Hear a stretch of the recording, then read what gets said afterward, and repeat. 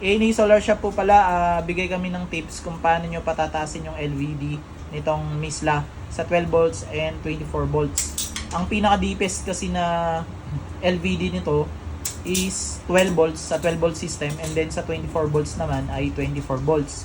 So, nagkakaproblema ngayon yung mga naka-LiPo 4 battery. So, ang tinatanong nila, sir, masyadong mababa yung LVD nito. Kasi ang kaya ng 100 ng mga 12 volts, 12.8 volts na LiPo 4 battery is 12.8 yung pinaka-deepest na cut-off nun. So, hindi nito maabot. Ganon din dun sa mga naka 25.6 na LiPo 4 battery.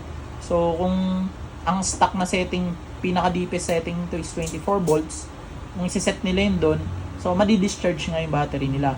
So, ang gagawin natin is, paano natin siya patataasin. So, ang gagawin po natin, dito muna tayo sa 12 volts, pakita ko lang, system, is, ito, set nyo muna, itong P5 nyo, ayan, to 12 volts, ito na kasing pinakamababa, ayan, pinakamataas na yan, hindi na mataasan. So, gagawin natin 12.6 yan. So, ayan, pakita ko muna kung, ito, papakita ko. 12.8, 12.8 din dito. Dapat ang ma-target natin, 12.8 na dito, dapat dito 12 volts na. Ito. So, may secret setting yan. Punta kayo dito sa right side. Ang sinasabi ng procedure is press daw yung 5 seconds, itong enter button. So, press natin to. 5 seconds. So, ayan. Press natin. And then ito, targetin natin itong maging 12 volts versus sa 12.8. So, babaan natin ngayon.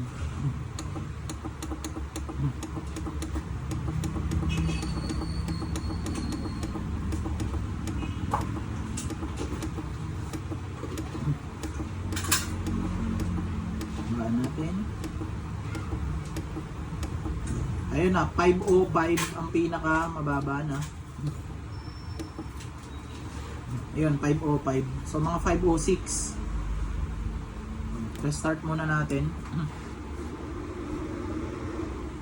506. So, restart ko muna. Yung targetin natin. So, on ko.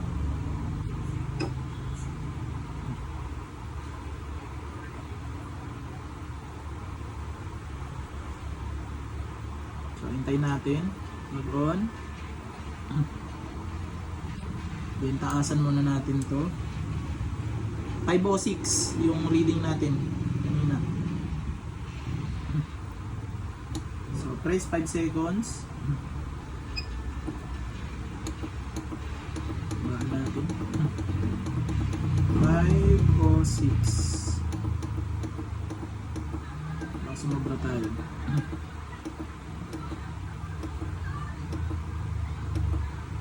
Yan. Then enter. Then exit.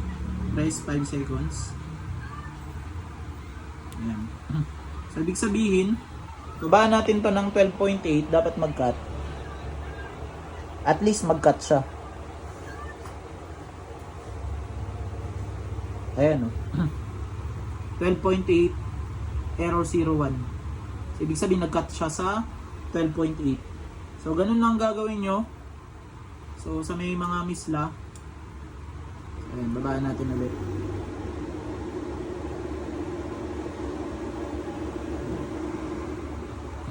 Ayan. So, yun. Fault. Then, taasan natin ulit.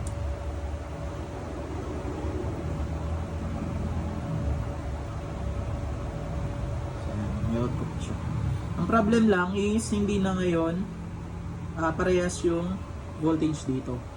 So, hindi nyo na to magiging basehan na itong dalawang to. Kasi, i-delay lang natin to para lang mabot niya yung voltage ng battery, yung cut-off niya. Pero dun sa may mga backup na na grid, dito kasi may AC input din to, no problem. Pero dun sa mga naka-pure off grid na wala talagang backup, kailangan nyo to dun sa mga naka-LiPo 4 battery. So, ganun yung sikreto dito. And, ano pa ba? Pakita ko ulit yung binago ko. Rest 5 seconds. Targetin nyo 506. So kung 550 ka dito, baba mo lang ng 506. So ganun lang. So ayun. Yan.